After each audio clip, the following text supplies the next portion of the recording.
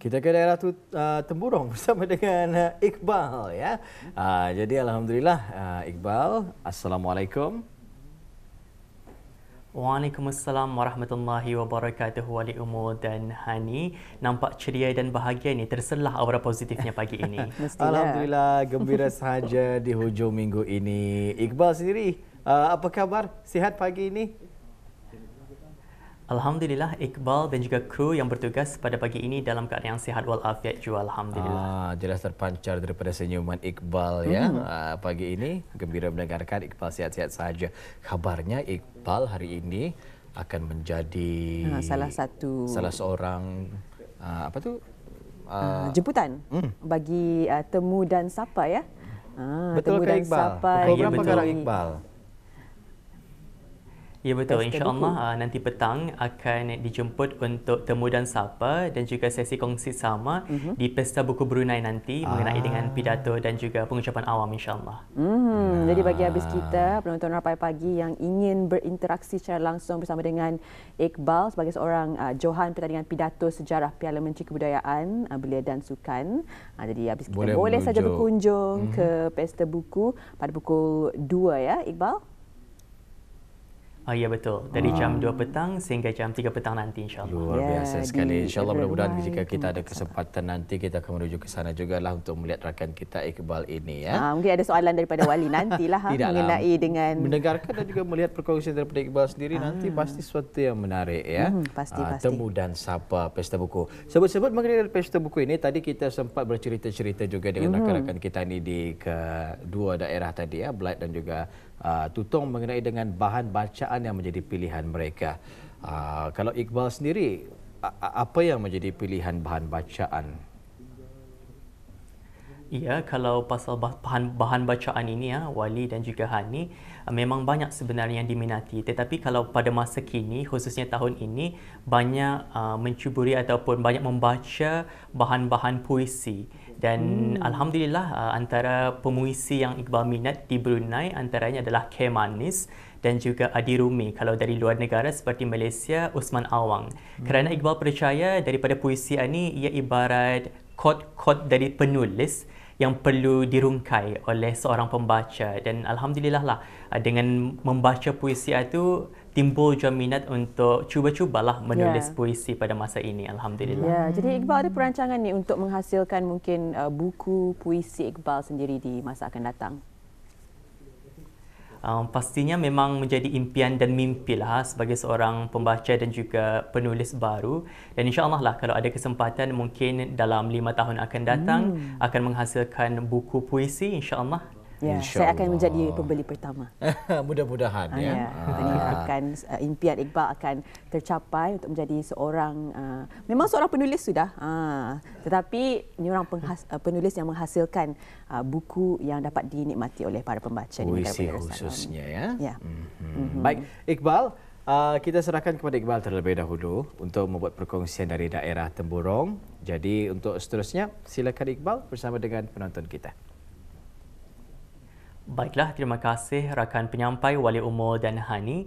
Bismillahirrahmanirrahim. Assalamualaikum warahmatullahi wabarakatuh. Selamat pagi dan selamat berhujung minggu buat Auda yang sedang menyaksikan Rampai Pagi, Inspirasi Pagi Auda. Dan sekarang Auda bersama saya Iqbal Shakib Suhaib untuk lintas langsung dari daerah Temburong. Dan Auda mungkin yang sedang menonton Rampai Pagi pada hari ini dan sedang menjamu selera juadah sarapan pagi, apapun sarapan pagi Auda, nikmatilah ia dengan penuh kesyukuran. Baiklah Auda, terlebih dahulu saya kongsikan beberapa info semasa mengenai dengan kegiatan-kegiatan yang akan mengambil tempat di daerah Temburong.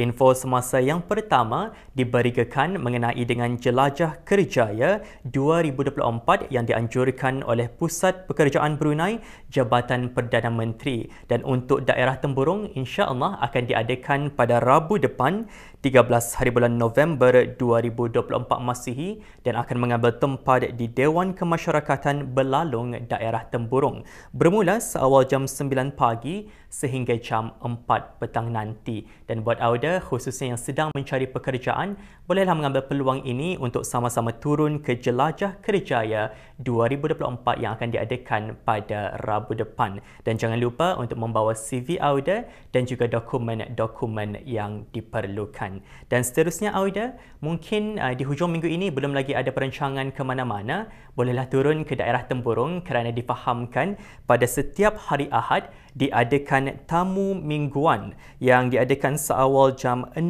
pagi di Tamu Aneka Pekan Bangar Daerah Temburong. Dan difahamkan pelbagai aneka jualan terdapat di tamu mingguan ini, antaranya produk-produk pertanian, makanan dan minuman, live cook, salayan dan sebagainya. Dan buat auda yang berkelapangan dari segi waktu, marilah sama-sama kita ni turun ke tamu mingguan di daerah Temburong, di Pekan Bangar Daerah Temburong khususnya, dan sama-sama lagi kita meningkatkan perekonomian penduduk di daerah Temburong khususnya. Baiklah auda, dengan dua info semasa itu tadi, apa kata kita teruskan saja dengan menyaksikan sebuah bahan visual yang telah kami sediakan untuk edisinya di hujung minggu ini. Kita saksikan bersama. Assalamualaikum warahmatullahi wabarakatuh. Bersama dengan saya Siti Ramiza dalam package program Rampai Pagi dari daerah Temburong. Pada kali ini kita berjumpa lagi dalam perkongsian mengenai penanaman padi. Dan sekarang sebetulnya sebelum kita melakukan proses menanam padi, kita perlu tahu apakah antara langkah yang pertama sebelum kita menanam. Untuk itu terus setia bersama dengan saya.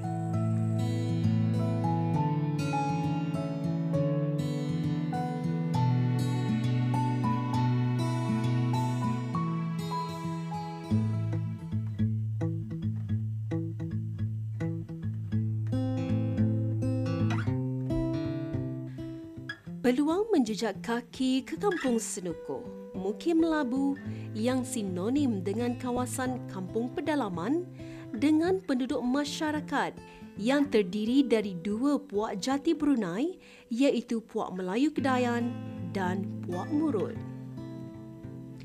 Di kampung ini juga terdapat kawasan pertanian ladang sawah padi yang sangat luas dan besar dihasilkan oleh penduduk kampung setempat. Padi yang dihasilkan adalah jenis padi kampung. Ia mengambil masa penumbuhan matang selama 6 bulan. Jenis-jenis padi yang ditanam ialah padi kunyit dan bermacam-macam jenis nama padi yang sangat unik dan baharu diketahui. Keluasan sawah bendang padi ini melebihi 20 ekar yang hanya diusahakan oleh penduduk kampung setempat. Proses penanaman padi pada kali ini, saya berkesempatan untuk mengambil dari anak padi atau semayan yang ditanam jauh dari kawasan bertanam padi. Okey, jadi Auda, sekarang kita akan membuat proses membabut semayan. Maksudnya mencabut semayan padi. Jadi sama seperti kalau kita ni kan bertanam bunga-bunga ataupun daun-daun tanaman buah-buahan, semayan itu memang kita ni asingkan di kawasan tanah yang berbeza. Jadi kalaunya sudah subur menjadi seperti ini, baru kita ni cabut dan kita ni tanam ke tempat yang khas untuk menanam padi. Okey?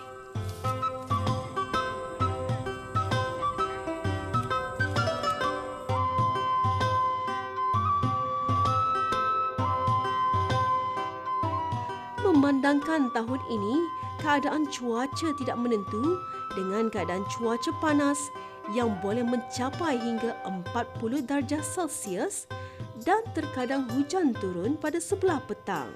Saya masih meneruskan semangat untuk membuat pendekatan bersama penduduk kampung. Setiap tahun, aktiviti bertanam padi tidak pernah putus. Melihat kegigihan penduduk kampung tidak mematahkan semangat saya yang masih baru berjinak-jinak dalam aktiviti menanam padi ini. Penanaman padi ini dilakukan sehari suntuk sehingga kebanyakan penduduk kampung akan berehat seharian di pondok yang didirikan berhampiran sawah padi mereka. pondok yang mereka bina tersebut dipanggil oleh masyarakat setempat sebagai junjung.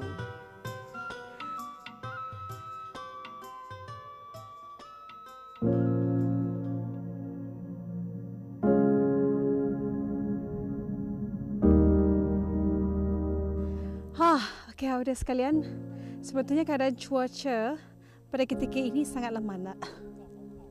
Kan? Sangatlah panas. Itu menunjukkan bahawa kami sedang berusaha, bekerja keras. Dan pada ketika ini, samayan sudah pun kami babut. Selepas ini kita ni akan menanam. Kawasannya di hadapan saya saja sebetulnya, di sebelah kanan saya ini. Dan kita akan melihatlah bagaimana proses penanaman padi dengan cara menugal. Ada yang biasa dengan menggunakan penyucuk. Jadi ia akan membongkok apabila menanam padi. Tapi kalau saya lebih selesa dengan cara menugal. Jadi itu ada. Terus dia bersama dengan saya. Ada tetian lagi kan dia ni direntasi. Jom.